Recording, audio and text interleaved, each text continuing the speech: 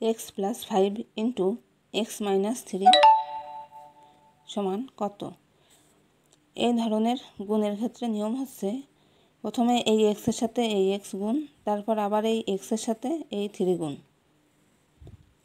তারপর 5-এর সাথে এক্স গুণ, তারপর আবার এই 5-এর সাথে 3 গুণ। তাহলে দেখো প্রথমে এই এক্সের সাথে এক্স গুণ এক্স স্কোয়ার, তারপর এক্সের সাথে এই -3 গুণ, তাহলে -3x। এবার এই 5-এর সাথে এক্স গুণ প্লাস 5x, তারপরে এই 5-এর সাথে -3 গুণ, প্লাসে মাইনাসে মাইনাস, 3 × 5 = 15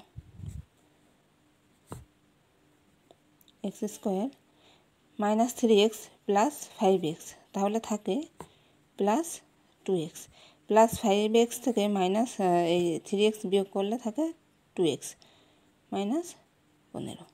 এটাই হচ্ছে অ্যান্সার।